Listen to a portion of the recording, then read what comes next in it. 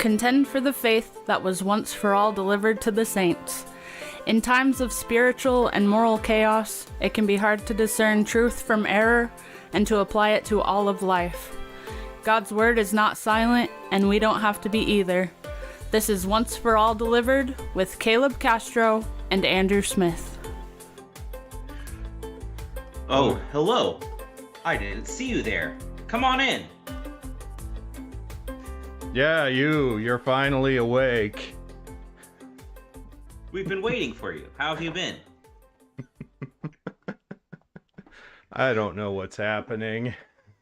Oh, I figured we would begin this show like one of the TV shows or documentary where things are totally not scripted and, they're just super organic, and it's like someone just showed up at our door, and now we're going to show them all the cool stuff that's going on. All the cool stuff. That's right. And so what cool stuff do we have to show our friends and neighbors this afternoon? Well, there's we're doing this in the afternoon, probably for the first time ever. Well, there's nothing cooler than liberalism in the year of 2023. That is sadly a very true statement. That's right. Liberalism is so hot right now. Well, yes, since we're talking about liberalism and our listeners are listening to this podcast that they likely, though not certainly, clicked intentionally to listen to, they must know that this is Once for All Delivered, and that I am your co-host, Caleb Castro. And I am co-host Andrew Smith. We're doing a bit of a Friday matinee show. We were going to do this last night, and then events occurred such that we could not, so we are now doing it here today. So sorry if you were really looking forward to seeing this last night. We can see our live stats, so we know that most of you probably were not. But if you were, apologies, but it's good to have you with us here today. That's right. And boy, do we have special treats for you in our discussing and discoursing about liberalism. Yeah. So the title of today's show is They Tried That in a Small Town. Now, this is if you follow current developments in popular culture. You will know that it's been a month or two ago now. I believe it was Jason Aldean, popular country singer, released a song called Try That in a Small Town. And basically it was talking about how the general lawlessness and even like in the video had particular things like the BLM riots and things of the sort, the fruits of liberalism, which is what we're here to talk about today. And basically the idea of the song was these are some of the words, try that in a small town, see how far you make it down the road. Basically that if you try this kind of stuff in small town America, rural America, deep red America, you wouldn't get away with it because we're different kinds of people out here and we live different kind of lives and we protect each other and we are protected from that kind of garbage. And it was sort of this, for a moment, cultural phenomenon. It topped all the charts and was a big deal. But we got some bad news, folks. They tried that in a small town. Meaning looking at liberalism and its fruits and its ideologies. And we're not just talking about liberal in a political sense. We're not a political podcast per se. What we're doing intersects with politics in many ways, but we are a theological podcast, a biblical podcast, and we're interested in applying the Bible and theology to all of life. But we see godless ideologies, and yes, dear friends, we see them in small towns. We see them in red America. And so what we want to do today is look at many of the ways and examples that we have seen that and maybe talk about, what, if anything, can be done about it. Yeah, there's, I think part of the big issue there and demonstrated by the song is Generally there's not awareness of to the extent that th- that everywhere in our country is affected. Perhaps you hear stories on the news, and oftentimes they're associated with, yes, big cities, but or simply just in blue states, and in democratic states that we call here in America. But yeah, the truth is that this affects everywhere, and we all need to be vigilant. We need to be aware and up to date frequently on exactly what sort of things to look out for, to be attentive to the things that are occurring in our own towns, no matter whether the state is largely or votes Republican, or whether you're in a small town. Right. Let's see, what do we got here? Where are we starting, Andrew? Well, so basically, today's show, it's going to be probably a lot of bad news.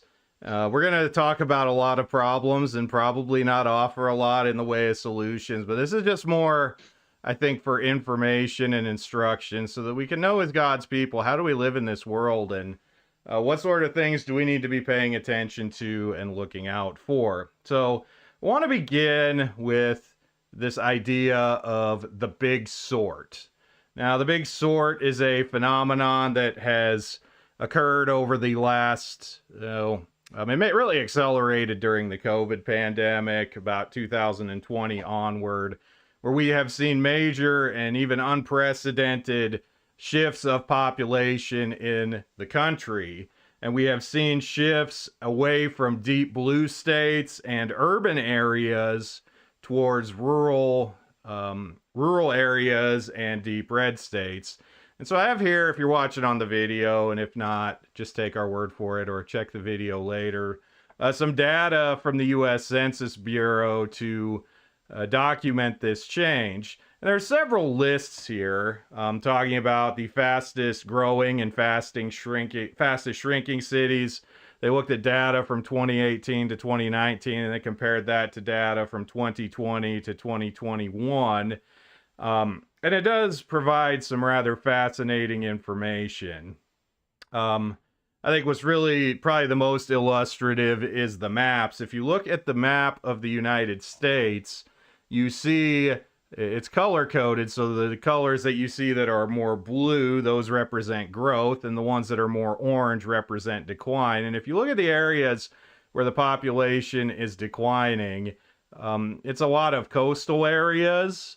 It's a lot of West Coast and Northeastern areas. There are some exceptions, but you see, for instance, California, big orange, Oregon, big orange, Illinois, home of Chicago, big orange. In fact, brown, beyond orange. New York, brown, heavy population losses. And then you see the darkest blue in places like Idaho, Montana, my personal favorite, South Dakota, Florida, Texas, South Carolina, places like that. Now, if you're familiar with the state of the nation, the state of politics and stuff, those places that are generally orange also tend to vote generally blue, as they tend to be democratic.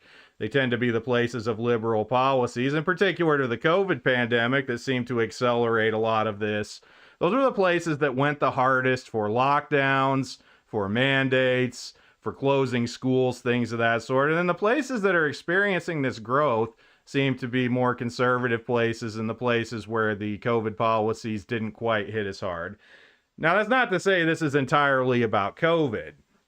What COVID did, I think, for a lot of people, for instance, when kids had to be at home instead of going to public schools, what this meant is that kids were going to school at home, and kids were going to school online while their parents might have been there to sit and see and hear and watch, and they start to see and hear the things that their kids were being taught, and they tended to be a little bit surprised at what they were hearing, what they were seeing, some of the ideologies, some of the perspectives that were being taught in the public schools. And this, among other things, has prompted this big sort, which is essentially the idea that people want to live in places that align with their ideology, that align with their values. So you're seeing conservatives in blue states depart those blue states for red states, And then even vice versa, you start to see that going the other way, as we'll see some other examples of that later on, and some of the frustration of blue persons in red states wanting to go the other way. So that is essentially this idea of the big sort. But it's not that simple. Nothing ever is that simple. For one thing, we see these major shifts in population from the more urban and blue areas to rural and red areas. Not everyone's moving for values. Not everyone is moving to a place because they care about the, sorry, my chair's falling down, about the politics and the ideology and the even, Christian presence and stuff. A lot of people are moving for more pragmatic reasons. They want cheaper housing, lower taxes, better job markets. So they might make a move to a rural red area, but they bring their same sets of values with them. Or even people that think that they align with the place because of the shared values on the national stage, conservative values and such.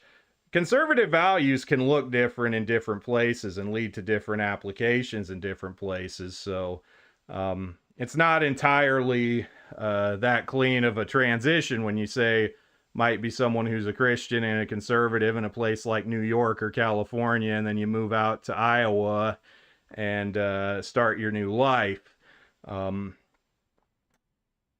But also, and this is more, I think, where we want to focus today, a lot of these rural communities are not as safe and not as walled off from these evil ideologies of our present evil age as we would like to think. In a lot of ways, the radical left and the forces that hate and oppose Christianity, they have agents, if you will, and agencies, and they have tentacles that reach into these rural and red areas to still promote their ideology and to still cause their corruption.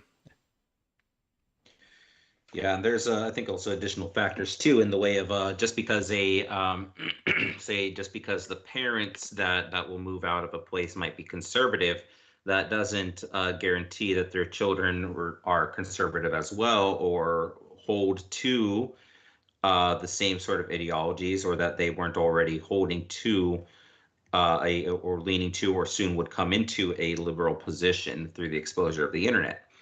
So it's and that's the thing. There's a there's a need to be also an awareness of what children themselves are thinking and holding to, and by children I mean particularly adolescents, teenagers and such, who within a few years might go off to college, may not either have a preparation to deal with the sort of ideas that they might be exposed to in a university, even in a conservative state that is already teaching problematic things, liberal ideologies, or otherwise a child finds sympathy in for liberal positions they themselves were already harboring.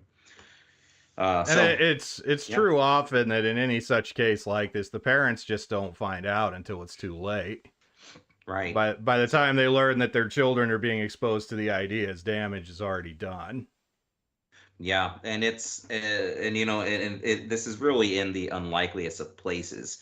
Now, Andrew had mentioned that there are basically radical left agents that are embedded in many of these rural communities and areas, I would like to speak also more broadly in the way of of just deep red states in general, or at least what are perceived to be deep red states. They are in places that we are not really, we don't really always have our eyes on. So we'd like to look at a couple of these examples here now, beginning first with libraries. Public libraries, a great resource in general.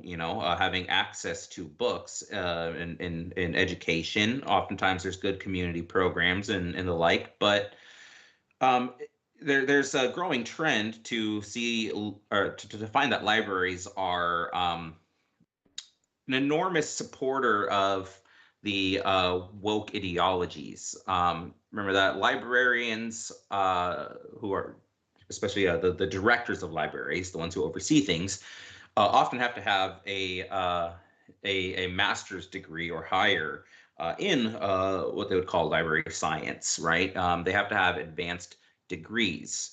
Okay, so they have to get they have to get something where they can help oversee what sort of materials they're going to be bringing in and all this kind of stuff, and how to run a library. But because libraries have kind of taken on an air of uh, a central public source, a central public community community rallying point. You could even call it, in some ways, it's something of the modern cathedral, right? Initially, a cathedral was the center of a region.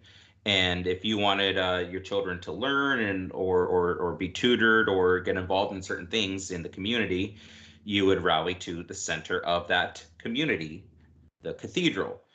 All right, so the library has kind of taken on its place as that. Well, what sort of programs are our libraries offering now for the community? Well, there are, of course, the notorious drag queen story hours. Now, I'm sure that many of us have heard about these drag queen story hours, and it's exactly as it sounds. Um, these drag queen story hours, though, they're not just they don't just sporadically, pop out of thin air. There is an actual organization that's, of course, based in San Francisco that that helps organize these events. They have various chapters throughout not only the United States but throughout the Western Hemisphere. And so there's a great quote of explaining what the Drag Queen Story Hour actually is. So this is from the website of the organization, dragstoryhour.org. Okay. In particular, this if you're watching the video, you'll see it exactly there in the center, the second line. So DSH, Drag Story Hour, captures the imagination and play of the gender fluidity of childhood and gives kids glamorous, positive, and unabashedly queer role models. In spaces like this, kids are able to see people who defy rigid gender restrictions and imagine a world where everyone can be their authentic selves. So it's portrayed as a very nice, happy, wholesome, innocent, fun. We're going to see this trend recur. What's striking, though, is, as I mentioned, this isn't just something that pops out of thin air. You have to have chapter houses that are organized. So they're local people, drag queens or whatever, who are interested in starting this up. And they're not just in towns like San Francisco.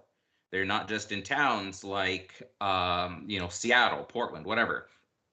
Okay, you'll find chapter houses in North Carolina, for example, in Raleigh, North Carolina, as well as North Dakota in Fargo. There's of course Salt Lake City, Utah. There's Nashville, Tennessee, and even in Nebraska. Like, yes, you're hearing that right. In Lincoln, Nebraska, the heart of the Midwest, if you will, the center of North America. So Nebraska's not even a very big city, right? Lincoln is not even a very big city.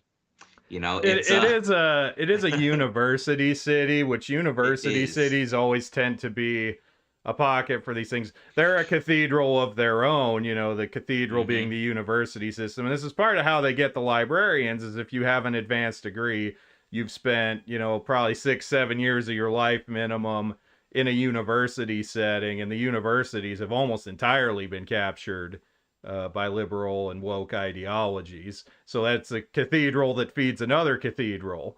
Insofar as it's where everybody comes and is instilled with these values and then sent out into the world to promulgate them. But yeah, Lincoln, Nebraska, it's a university town, but it's Nebraska. And this is something too, like you go to a red state and you think, oh, everything's fine now, but you're still going to find, whether it be in your local libraries or your university and government towns, you're just going to see these pockets of liberal ideology and active attempts to spread and promote them. And there's let's point out a couple more of those towns. Again, Andrew has this list up here. So I mean, Boulder, Colorado. I believe that's another university town. It's fairly quite. I should really say left leaning in the first kind place, of even though notorious. yeah, it's pretty much one of the primary pockets of Colorado liberalism next to Denver. But Louisville, Kentucky, right? That's in some manners a pretty unexpected one. But Kentucky, I can't recall if I put more instances up throughout this throughout the things we'll be talking about today. But Louisville, Kentucky was a place where I saw quite a number of liberal things occurring. El Paso, Texas, that perhaps is in ways a pretty surprising one. But then you also have places including in Mexico, right, in Tokyo, out in Sweden, right? It's there's just this is a growing organization that is not limiting itself to North America. Yet where it is in North America, it's not taking a preference over red or blue. And there's an evangelism spirit here.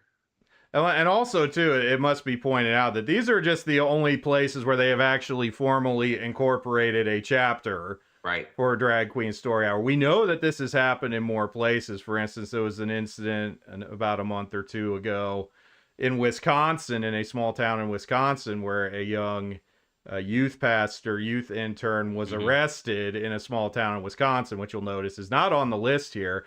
But they were having a drag story hour, and they arrested this guy for essentially being outside and protesting and preaching the gospel at this drag story hour event. So we know just because you don't see your area on this list doesn't mean that it's not there. Yeah, this is just those who've taken the extra step to incorporate and be on the list. Yeah, and speaking of additional things in libraries, now there's not just community programs for the kids. There's also community programs for the homeless. In particular, we have an instance in Blount Library, Blount County Library System in Tennessee, where basically Tennessee libraries were being utilized as homeless shelters. So there was a desire basically for the library system to partner up with to start an initiative called A Place to Stay, where basically they might utilize spaces provided by the libraries for extended various periods of time for those who are homeless. And initially, it was actually a program that was entirely rent-free, nonprofit, though now they're starting to charge a rental rate. Yes, yeah. So, what do you say about it? You know what? It's just a little bit of a it's a little bit of a strange, I don't know, conflation of areas. You know, you can very much understand the desire to want to help out the homeless, but for utilizing public spaces where people go to check out books, to study these kind of things, it's just you're kind of left thinking like, well, is this the best? First of all, is this the best place to do this? A lot of homeless people these days are not just simply like, the lovable vagabond, train hopper of the 1920s or 30s depiction. It's not Charlie Chaplin, the tramp.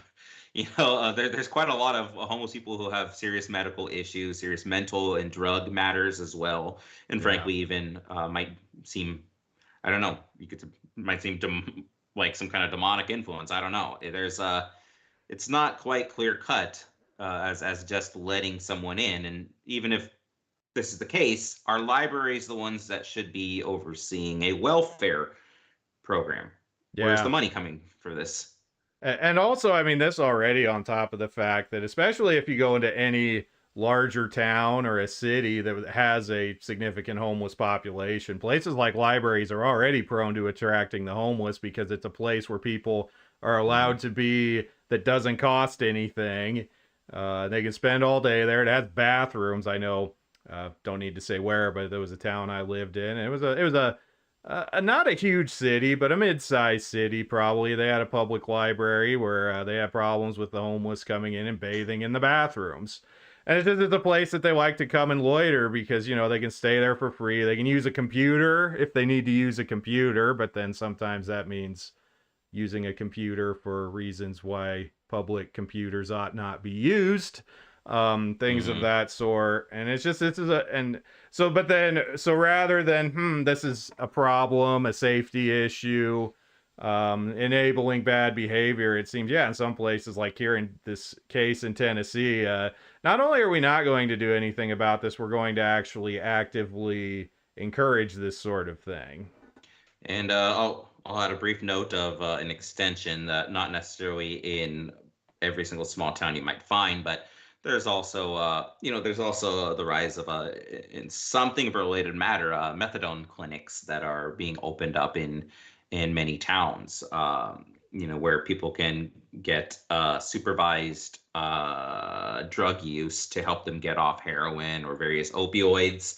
And it seems there's a trend where more often than not, the placement of these methadone clinics are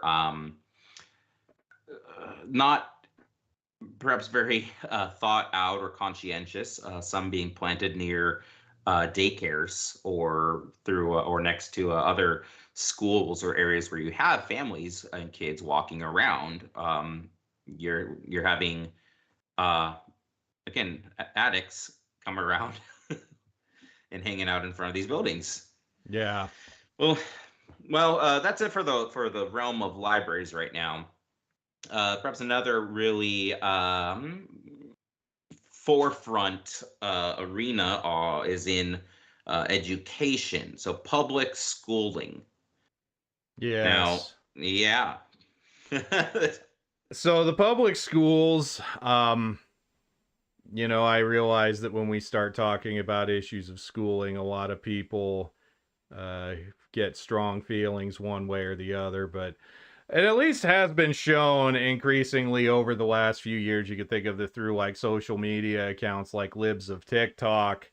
Most of the people who end up on Libs of TikTok, some are librarians. We do see some of that, but a lot of them, most of them, are public school teachers who it's not always in the places you'd expect. All over the country, they're finding these teachers who are, because they've, as with the librarians, gone through the university system and been indoctrinated with a certain set of ideals. They become these ideologues for radical left positions, for all of the LGBT, QIA++, whatever agenda, for Black Lives Matter, for all of these various liberal and godless and woke ideologies.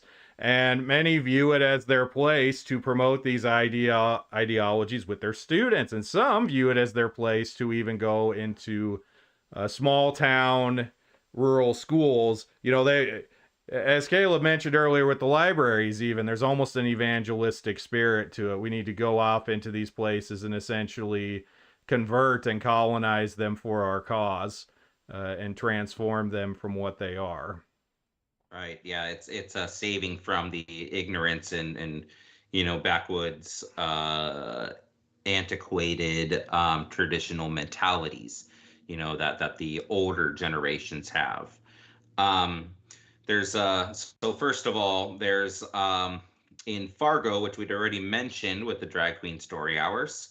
There's Fargo Public Schools. So we have here. Again, if you're watching the video, you'll be able to see this, but we have here a page that's showing from a news report. The header, Fargo Public Schools Superintendent speaks out on recent LGBTQ-related legislation. So a state law had been passed that basically requires schools to tell parents if their child is identifying as LGBTQ+, etc. Okay, and then the article states, though, quote, Fargo Superintendent Dr. Rupiah Gandhi stated his intention to disobey the law, that unless directed by the board otherwise, it is my formal request on record that we are going to do what is right for kids. And when we see a conflict between federal law and state law, we are going to double down to advocate for our youth. It's not against parents, it's for kids. So there's first of all, if you're listening to that language, there's something of a creep factor here. All right, this Dr. Gandhi is calling the students, our youth, and actually several times in the article that quotes him, he refers them to our kid, our children, and so on and so forth.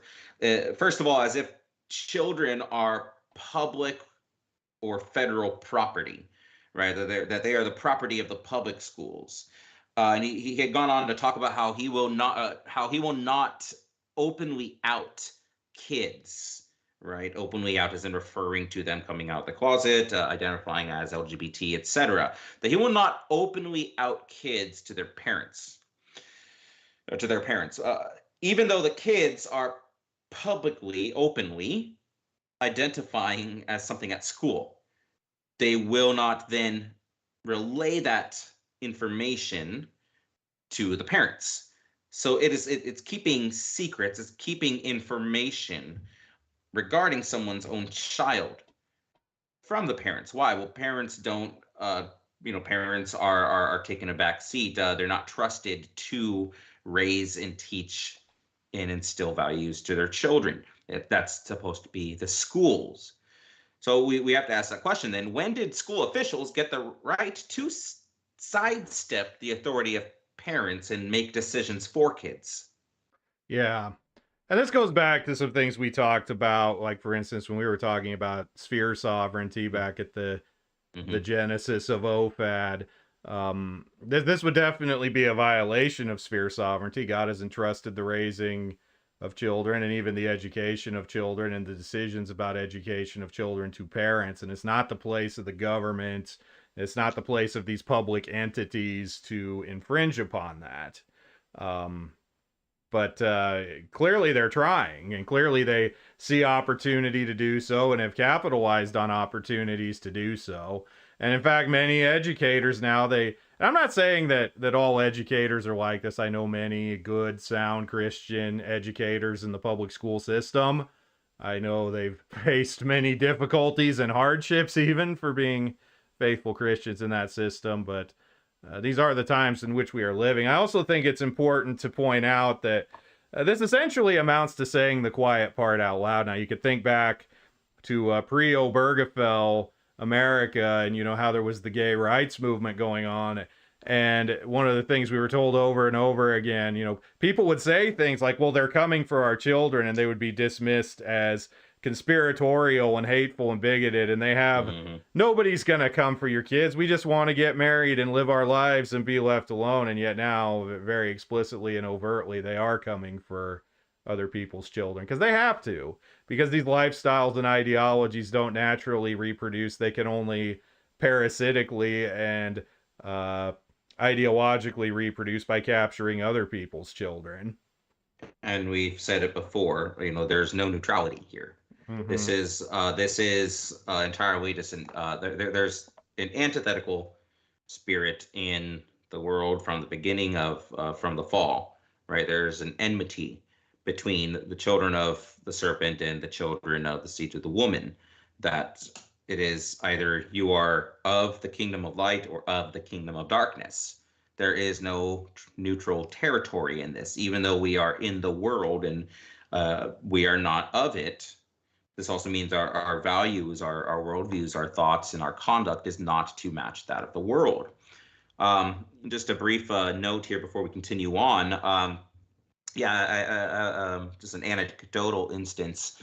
There's a friend of mine that is going through finishing up wanting to finish up his degree, and he's just going back to school now at a so-called Christian university, and so he's taking upper division education classes now, and in one of his classes, which was basically just an introduction to education techniques and such, I mean, he had said from the get-go that, you know, the bulk of the class, the material had nothing to actually do with education so much as talking about, you know, BLM and CR and critical theory and so on. At the end of the class, the last day, the professor asked the question of, you know, well, uh, would you teach sexual topics and transgenderism to kindergartners? And before, the entire class was basically, so my friend excluded, was was of one mind on the various woke platforms. When this matter came about, he said surprisingly, all of the girls in the class said that they would teach kindergartners sexual topics and transgenderism, while all the males in the class said that they wouldn't. So for what it's worth, that's a very fascinating thing. And those males were actually were basically all, you know, straight guys. For what it's worth, it's you know, this, like I said, this, or like we said before, you know, this is in the Christian school systems too. We've said these kind of things on previous episodes. Mm-hmm. Well, into another fun sphere here.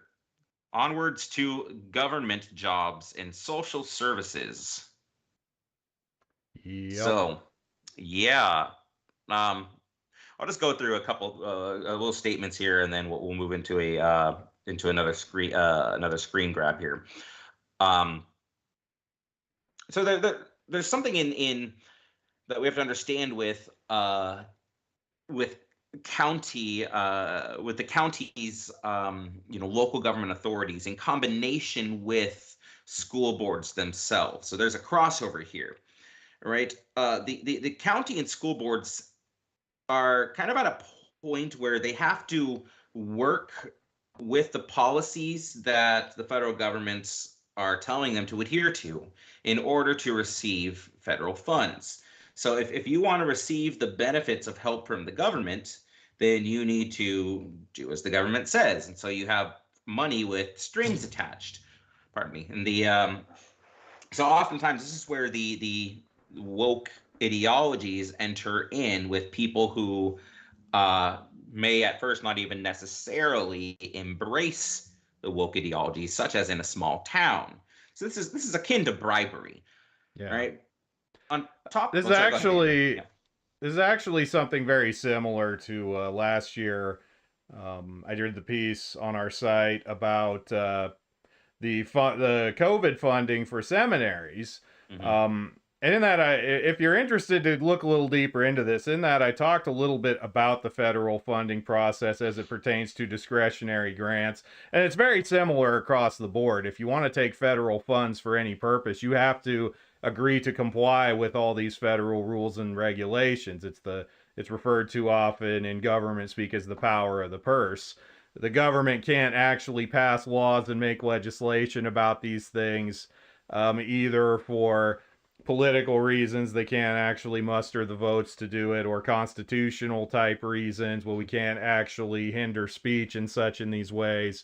But what we can do is, well, the government can basically say, we're spending the money on these things. And so while we may not be able to explicitly in policy dictate these things, as far as you have to do them, we can make that a condition of taking our money. And the problem with the public school system and the way it's set up and the way that taxes are collected and dispersed, almost universally, the schools take federal funds, and they have to take federal funds, and they wouldn't be able to operate if they didn't. So basically, the federal government has monopolized education through the Department of Education and its block grant programs. And the left has captured that and used it to be a promoter of its ideologies. Yeah, so if you're hearing that, you know, then so look at this combination between school boards and the county. Local control yeah. is basically an illusion at this point in many ways. Yeah, so you're seeing how this might easily occur then in a small town. You know, we're not talking the big cities alone here. In fact, many small towns, when you think about it, many small town elections, whether it's a school board superintendent or a mayor, a treasurer, or whatever, a lot of small town elections in rural America are not often contested. Like, in other words, there's usually only a single candidate running, and therefore it really requires little votes to win. Otherwise, I mean, unless it's you have someone that's been in the same position for years and years and years, and then someone fresh and new comes up, maybe they sound exciting, interesting, whatever, and you just vote for that person, because they're new. So it's really easy to gain control in a small town. But even in this kind of tactic, you could take it larger. Someone that starts off as a mayor then might start gaining experience, or to move up and up, or even start going for positions that aren't, that aren't, say, like, in the forefront of people's mind, like a senator or the president or whatever. In particular, the House of Representatives is starting to get this way. So, for instance, now Montana, in the House of Representatives recently had I believe it was a Missoula individual who was elected into the Democratic seat. This individual was a trans. I don't even know how you say a trans woman. It's a guy named who named himself Zoe Zephyr. Mm-hmm. And did we have a link for this one? I can't remember, or a page for Oh this yeah. one. Oh, okay, sorry. Just double My check my here. apologies. No, not at all. This is Computer guy is slow. so, yeah, this is an interesting one. So this one has the header: Montana legislature shut down by trans activists. That should already be a little bit of a I don't know, hard to process when you think Montana, I guess. Yeah. Montana's the The West, kind of place where right? a lot of these people who are fleeing blue states are going. They're going to Montana and Idaho and the Dakotas and such. And now it should be pointed out, Zoe Zephyr is from Missoula. Missoula is a university town again. Mm-hmm. But still, you see it having a statewide impact in Montana, and that it's essentially causing the severe hindrance and shutdown of the legislature, while this Zoe Zephyr character has risen to national prominence. They're getting all kinds of press and TV coverage and stuff as a result. I'm gonna wager a guess that's not his birth name. Yeah. and actually, he is married to another male to female transgender individual, also an activist. And so they've kind of become this rising power couple in this movement. It's all very bizarre and gross and weird. So, and that's how we got banned from YouTube. This is the origin of our villain story, or our anti-hero story, really. Yeah. So yeah, Zoe Zephyr. Basically, what was going on? The Republicans in the House were in the process of banning trans procedures being done on minors, and Zoe Zephyr then gets up and starts mocking that the Republicans had paused in during this deliberation of on trans procedures for minors. They paused in this deliberation to pray. So Zephyr gets up and starts mocking that they're praying, and he states, "The only thing I will say yes is," that grammar is a little strange, but the only thing I will say is, if you vote yes on this bill and yes on these amendments, I hope the next time there's an invocation, referring to prayer, when you bow your heads in prayer, you see the blood on your hands. So in a manner, he's indirectly blaspheming the Lord, as well as mocking their prayer. So the House then silenced him from speaking on the floor. And then they had to silence him again when he tried to interrupt a discussion on banning schools using pronouns that were different than a child's sex. So when a child started, a biological guy, boy, starts identifying themselves as a she or something, then the Montana was looking to make a law that says, okay, you can't then let the kid do that. You have to refer to them by their biological sex. So he tried to ignore the silence order, the censorship, and started trying to speak up again. So they doubled down on the silencing. And then protesters, trans movement activists showed up to the Capitol, in the House to the chambers, um, basically shouting for Zephyr's privilege to speak to be reinstated. So you're having the disruption of a state of state bureaucracy occurring. And again, these are the sort of things that don't tend to get much airtime on mainstream media. It doesn't fit with the general narrative, but it's this protest culture. It wants to disrupt.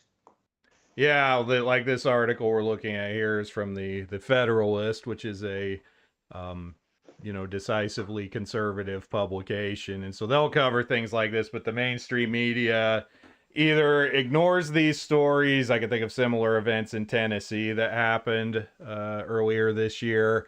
They either don't cover them, or they present them in such a way that the legislatures are doing this great injustice to trans youth by trying to pass these laws, and the activists, the protesters, the rioters, essentially, that are storming Capitol buildings and disrupting the flow of government. That kind of makes you think, doesn't it?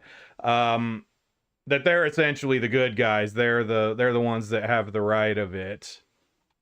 Yeah, it's almost like they're and this carrying on. includes the media in these rural areas, because although these rural areas tend to be very conservative, because journalism is yet another example of an industry that has been captured by the left, even in your small town newspapers and radio stations and TV stations, often the people that are reporting the news for them still do so with liberal bias.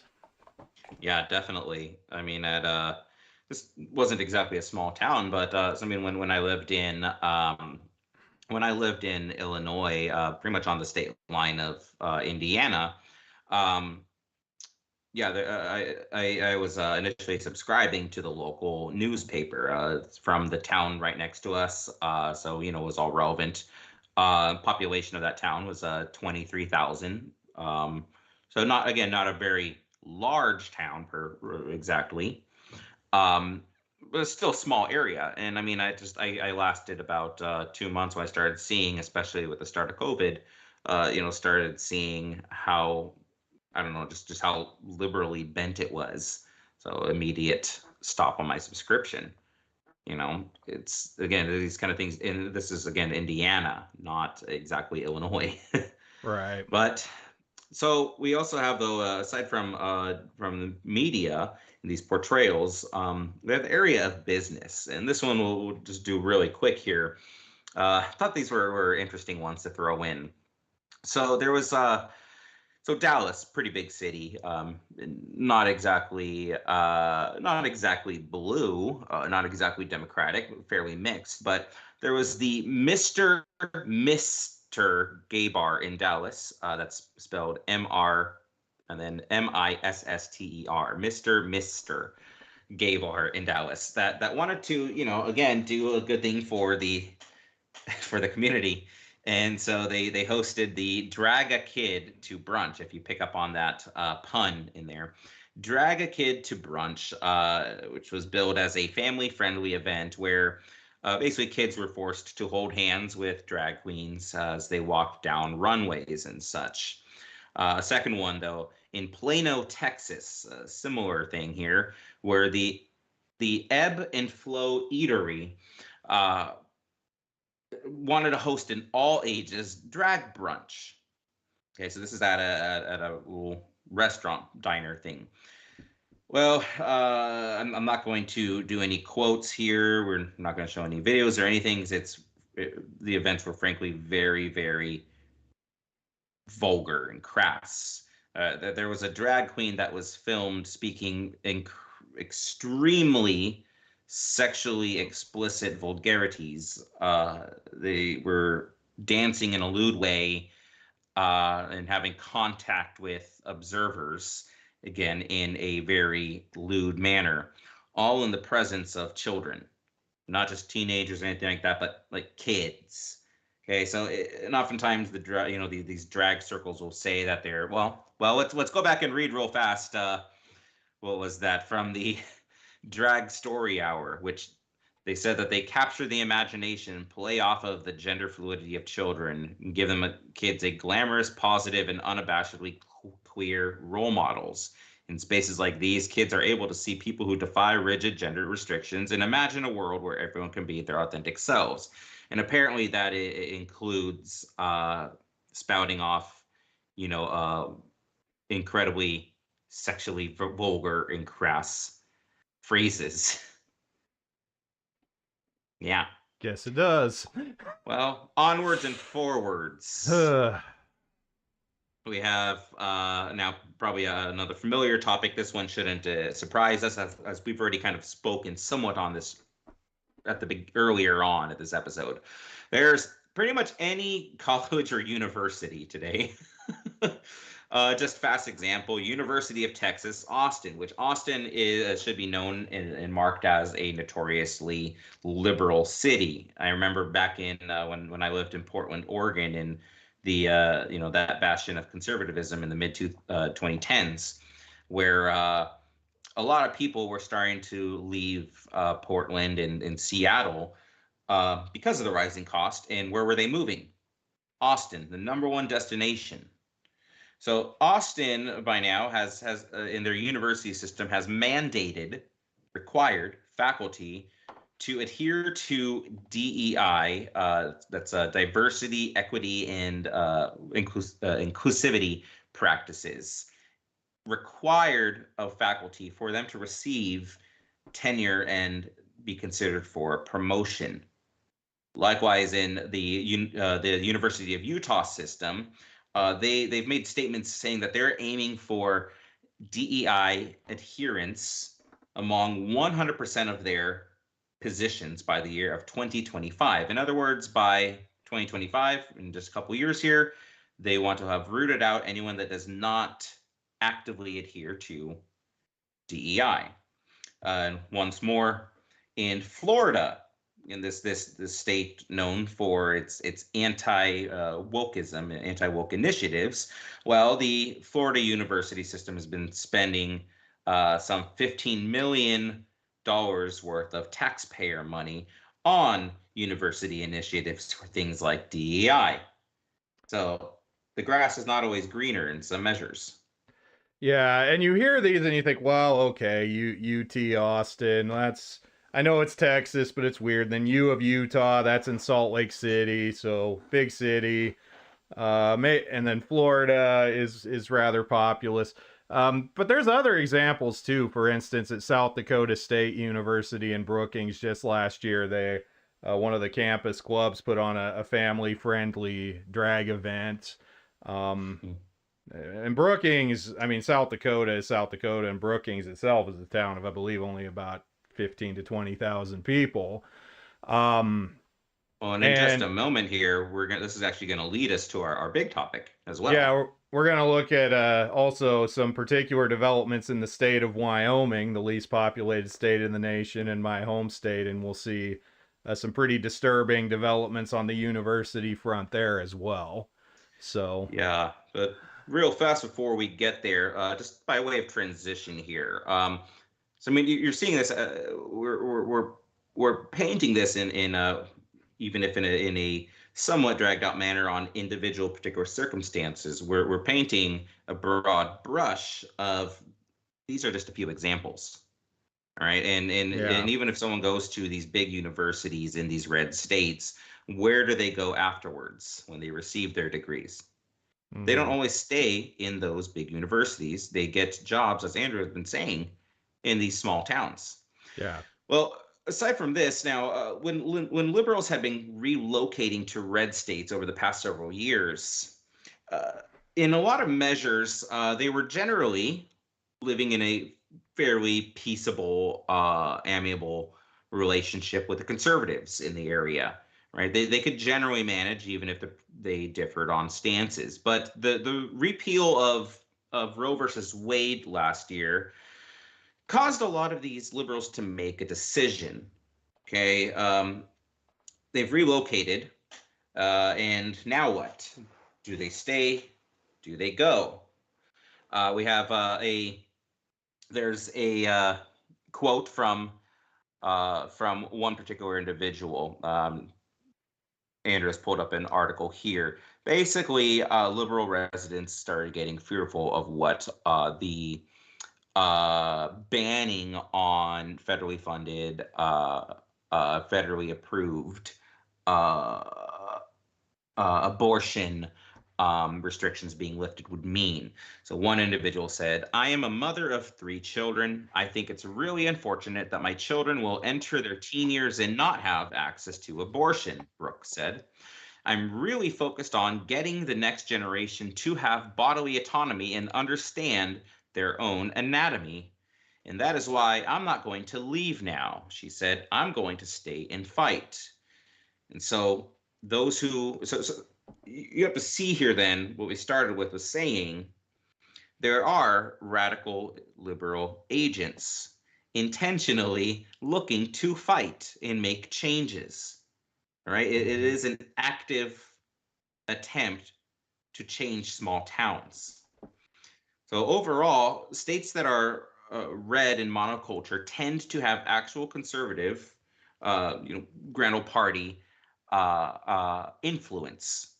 But there is also a very liberal or libertarian wing of the Grand Old Party. It's not just all cut and dry. There is, as we've been saying here, a social pressure to adopt and to adapt to the woke ideology, or else what? Well, you don't get money. Or otherwise, you face being branded a bigot and being pushed out of the societal community participation. You're ostracized by your peers, and Americans don't like being ostracized very much. Mhm. We're fairly communal in general, but we don't want Another, one person to say something bad against us. yeah. And then another thing you deal with in these red and rural areas is that, there's a particular interest in fiscal responsibility and keeping taxes low, obtaining funding for things from other sources. And so there's the difficulty of what we mentioned before. If you want federal funds or other kinds of outside funds for your programs and projects and initiatives, okay, but that comes with a price, and that price is that you have to agree to some terms that, if they were known, probably would not be supported by the populations of these areas, but they go along to get along, and they go along to get the money. Mm-hmm. Mm-hmm. Well, now speaking of money, now how about that Wyoming? How's that place doing? So I want to close today because we've been talking about a lot of cases in a lot of places. I wanted to particularly zoom in on one state, and it is my home state. It's not the state where I live currently, though it's the next state over, but because of that, it's the state where I've seen the most and generally know the most about what has been going on. And I think it's important as a case study because it is the least populated state in the United States. It is a state of only about 600,000 total population. Its largest cities, Casper and Cheyenne, are each only about 60,000. So basically, the whole state is kind of small town like. And yet, because, I lived there pretty much my whole life until just a few years ago, it was plain to see a lot of these things coming into view and developing and continuing even now. And so, just to kind of show what the form these things can take, because I would actually venture, I'm not wanting to beat up on my home state here, I would venture any place you go, any red state you go into, if you start looking and you start digging, you are going to find these things. And we've already given you several examples covering many states. So I basically want to present this to see some of the ways and some of the forms that this is taking. So, Wyoming is probably, it's one of the deepest red states, if not the deepest red state in the nation. It went for Donald Trump by over 40 points in 2020. It ousted Liz Cheney by a very wide margin in the last primary election because Liz Cheney had betrayed some of her constituency's closest values and principles and such. A high percentage of evangelical Christians and of Roman Catholics and even of Latter-day Saints. It's a border state to Utah, so especially in the western side of the state, there are many, many Mormons. Supermajority in both houses of the legislature are Republican. The last several governors have been Republican. The last Democrat governor was in the early 2000s. There hasn't been another one since. So you would think, if you're thinking, okay, where's a place that ideologically is going to be thoroughly and very conservative, you would think Wyoming would be it. Well, all has not been well. Let me find the right. I guess I'm missing the article for it. But for instance, in the city of Gillette, Wyoming, Gillette, Wyoming is in a major coal production area. Actually, a majority of the nation's coal, people think coal, they think Appalachia, they think Pennsylvania, West Virginia, stuff like that. A majority of the nation's coal was actually produced in strip mining operations in Wyoming. My father-in-law, who's a friend and supporter of the show, actually works for one of the coal mines out there. And so a very ideologically conservative area because they're interested in minerals and obviously have taken a lot of heat and pressure because of the climate agenda. But in Gillette, over the last couple of years, there has essentially been a revolt against the public library there because the public library in Gillette had certain books that were and we start to see more and more of these books. They're essentially these children's books, graphic novel books for children that are very sexually explicit and promoting LGBT and other ideologies. I believe Gender Queer is a book that comes up a lot in these discussions, and that was one of them. There has also been a controversy over Gender Queer in the school libraries in Casper, Wyoming, which is a big oil production town and another place you would think would be rather conservative. So we see these libraries and we see these books. Now, in Gillette, they actually ousted their head librarian. And there was even an attempt to bring the librarian up on charges. That failed, but the librarian was at least removed. But in Casper, so far, generally the resistance has been strong enough that they have kept those books in the school libraries, even over the objection of many parents. Speaking of Casper, the city of Casper, Wyoming, has an LGBTQ advisory committee. So essentially a committee that advises the city council of Casper to try to, well, I'll just read from this article here. Casper City Council is seeking candidates to fill 2 positions on the city's LGBTQ advisory committee. Their focus is fostering a more accepting and equitable community in Casper. The LGBTQ Advisory Board partners with organizations such as the Casper Police Department and the City Council, so wielding the power of city government, to help put systems in place to help protect and empower the queer community. Ideal candidates for this position are folks who want to serve and uplift the queer community in Casper. Again, Casper, Wyoming. I used to live in Casper, Wyoming, 6 years in total, a couple of different stints, but, and yes, it's a city where you see attempts to promote and spread these ideologies even there. Real fast there.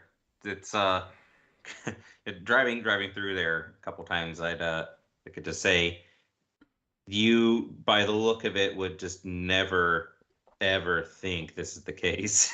Right. Like, it's, yeah, you can't always go by appearances, but it's like there's almost no telltale signs. And this, at least last time I drove through it, was just a few years ago now. Yeah. So that's that. How big is Casper? It's about 60,000 people. It's not, I mean, for Wyoming, it's big. It's the second largest city in Wyoming. Right. And I mean, I'm not saying the whole city is like this. I'd say the city still skews pretty conservative. And, you know, there's even a lot of Christians, a lot of our brothers and sisters fighting the good fight out there in Casper. But we also see that there have been some very targeted and concerted efforts in Casper to bring these ideologies in. And the thing about these larger cities in smaller states is they are strategically important locations because they house a lot of the state's commerce, infrastructure, business, education, colleges, things of the sort. So if you can make a difference in those towns, then you essentially create more of your missionaries you can send out into the countryside to do your bidding. And so really, I mean, what you're saying here is that there's really not, like, it doesn't take that many people in, say, in a population of 60,000 in a town. It doesn't actually take that many people to stir up dissent. Right. Perhaps even because it's so noticeable, because it's so different. To at least, you know, even do something like get an advisory committee to your city council that's suddenly affecting policy in real ways, in tangible ways. Another interesting fact about Casper, Wyoming. Casper, Wyoming is the hometown of Matthew Shepard. Matthew Shepard in the mid-90s.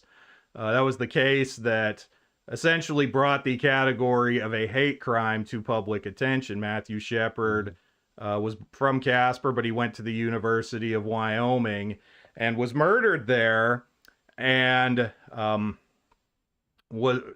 this essentially brought this whole idea of a hate crime into national consciousness. It inspired a lot of laws and legislation and such towards that end.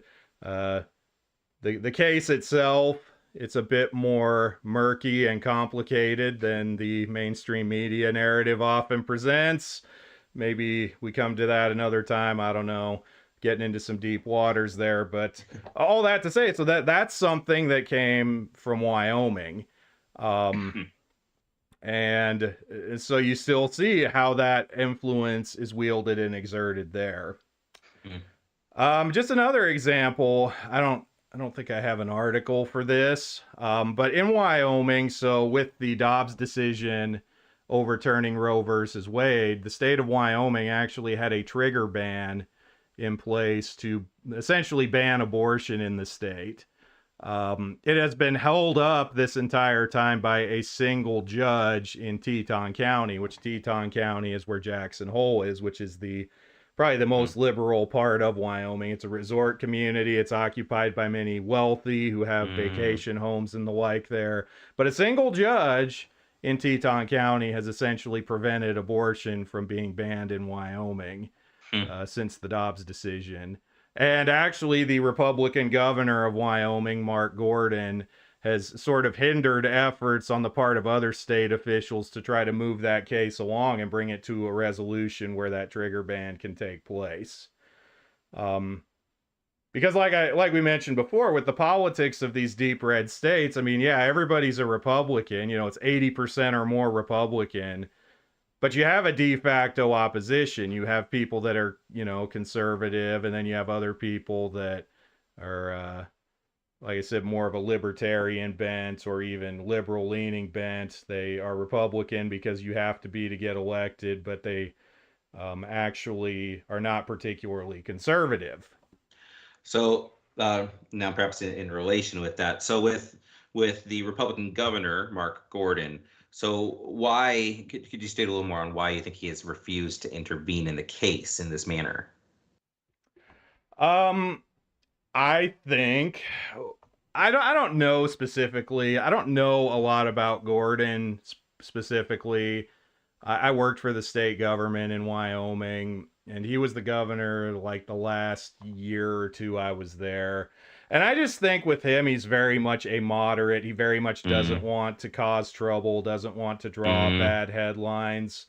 He's a politician. You know, very much live and let live kind of philosophy of governance. But kind of what we were saying earlier of like not wanting to be ostracized from the community, but in these ways not wanting to lose a lot of his benefits as a stirring up a dissent. Right. So, for instance, the current Secretary of State of Wyoming wanted to I believe, file an amicus brief in this case on the abortion law to try to get it upheld, and the governor basically used his power to hinder that from happening. So, you can see this kind of fighting. People that are on paper, they're all Republicans and should be conservatives, but clearly that's not all how it goes. Well, now, so Andrew, you're now, if I could, I'm gonna turn this to an interview style here, transition. We're that skilled. So you grew up in Wyoming, you worked in Wyoming. Did you go to school in Wyoming? University? Yes, I did. And where was that, Andrew? So the University of Wyoming is in Laramie. It's in southeast Wyoming. It's the only four-year public university in Wyoming. It's deeply entrenched in the state's culture.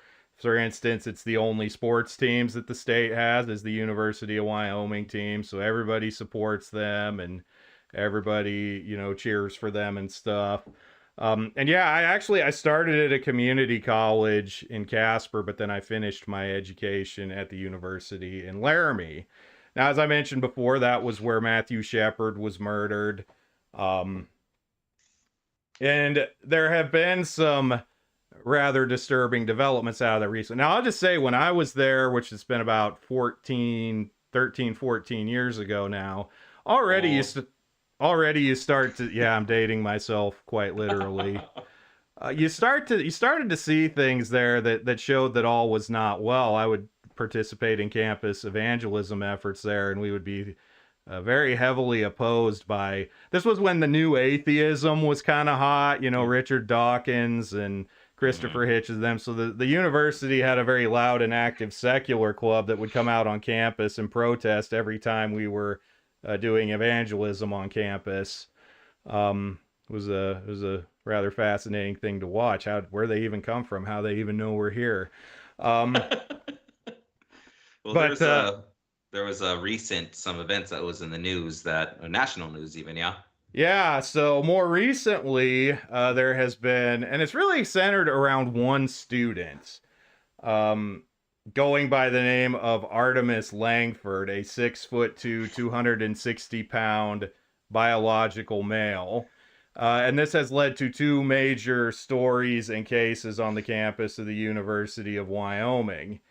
First, he joined a sorority. He joined the University of Wyoming's chapter of the Kappa Kappa Gamma sorority. And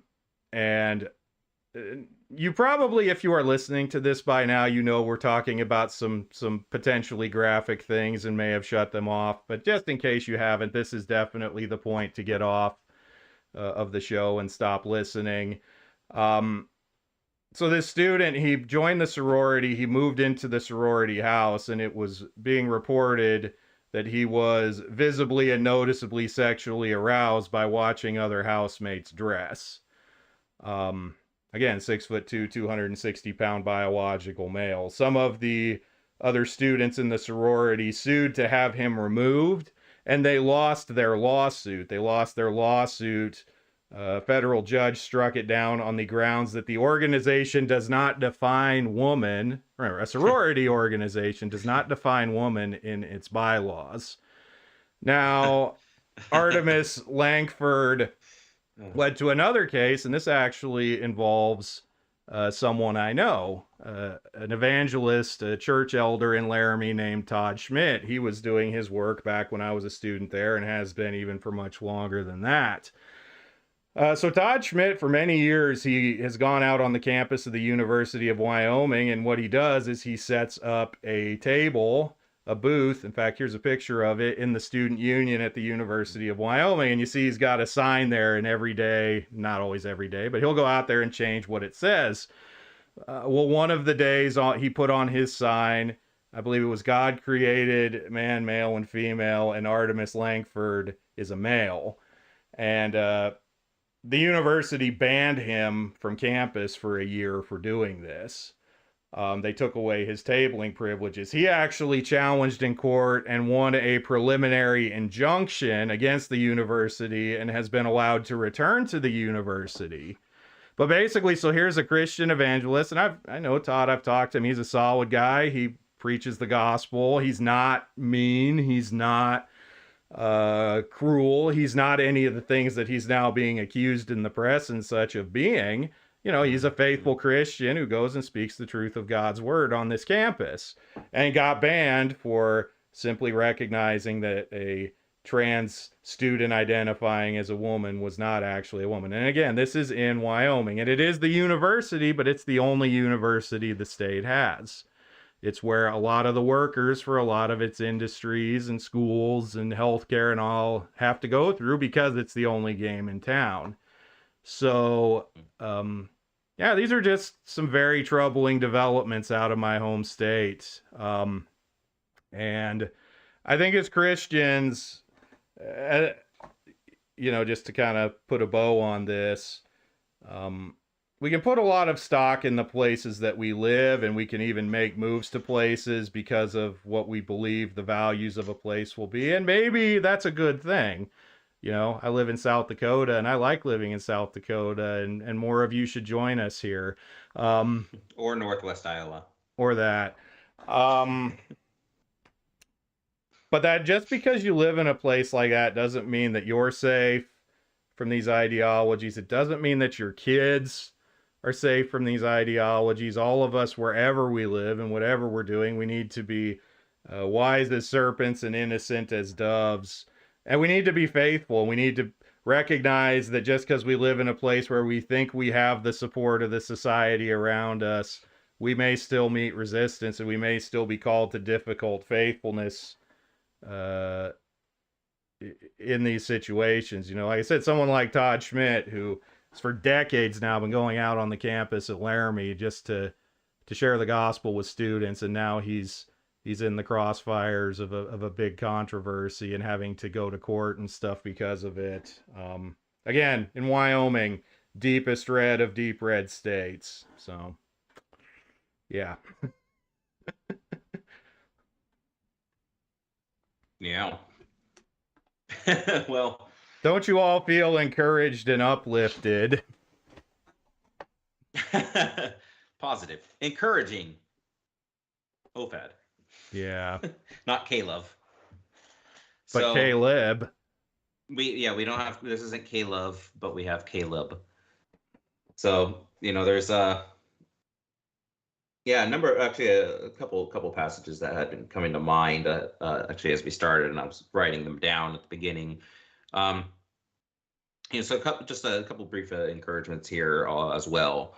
You know, first of all, you know, Ephesians 5:11 says that take no part in the unfruitful works of darkness, but instead expose them. So this is part of this comes with being aware of, again, what is actually occurring in your area, in your town. All it takes is one individual popping up, or even a few individuals popping up, a trans, a liberal, whatever, starting to sow dissent. Point to it. You know, these individuals don't have to be hated. They don't have to be ostracized exactly, but they need the gospel. They need to be witnessed to, that they might enter into light. They have to understand that everyone who does wicked things hate the light and does not come to the light, lest his works should be exposed. What this means for us is that we have to, though, let our love be genuine. That's one of the starting basis of evangelism, and really of any interactions. Love must be genuine. In order for love to be genuine, we must first of all love God, love his word, love his law, love his ways, love him.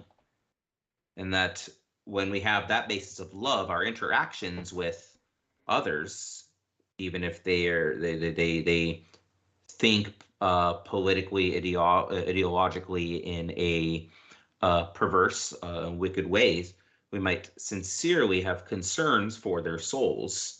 That we would enough that we would say something to them, enough that we would say something to the towns. But it's go ahead. Yeah. I actually, in light of some of these recent developments at the University of Wyoming, as an alum, I wrote a letter to the president of the university, and I don't know, should I read it or? I wasn't sure. I actually went into this because I wasn't sure if you were going to or not. Okay. maybe greatest hits at least, or something. And then I tell you what I'll do. I'll go ahead and I'll put it up on the website, maybe as like a separate article. But essentially, yeah, I wrote a letter saying, wrote a letter to Ed Seidel, the president of the university, expressing my concerns about these two cases I described: the ban of Todd Schmidt from campus, and then the sorority allowing a trans man to live in the sorority house. This is a safety issue. This is a major problem. But I approached the subject as a Christian minister. You know, I am a minister in the Orthodox Presbyterian Church. And so what in my letter, I expressed my concerns on these issues, but I also was very clear to, from Scripture, establish God's authority over these matters, but also to teach the gospel. I don't know Ed Seidel. He wasn't around when I was there. I don't know where he's at. But essentially, him or whoever reads this, because who knows if he'll ever actually see it. I don't know how the mail gets routed. But basically establishing from Scripture why these are problems, why these things are wrongs, why they are violations of the law of God, but also recognizing the need for the gospel, recognizing the duty of all public officials to submit their offices to Christ's rule. So I quoted some from Psalm 2, and then also presented the gospel, presented the reality of the judgment of God under which all mankind is under, and the need to repent and be reconciled to God. I'll go ahead and post the whole letter on our site. So if people want to read it, if they're interested, maybe give them ideas as to maybe you need to write some letters. Maybe there's things you could do, ways you can reach out to institutions, organizations, individuals, where we're starting to see these kinds of problems, even in the areas we would not expect. Yeah, perhaps not making any promises, but perhaps something of a template could be set out or something as well, or just note a couple of the things that that should go into these kind of letters. Well, yeah. Otherwise, I think that's this is the matter that we really always have to remember, that we don't wrestle against flesh and blood.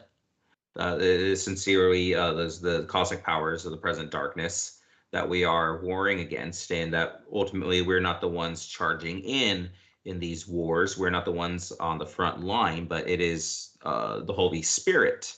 It is our warrior King Christ that really goes ahead, and he himself has already been victorious. He sends the Spirit on ahead of us. We follow in his wake. And this doesn't mean that we should be inactive, that we should sit around as that we should be sitting around as spectators. We are not asked to be taken out of the world. We are to be kept from the evil one. We're to be preserved by the Lord and continue to witness according to what the conscience, enlightened and illuminated by the Spirit, compels us to do.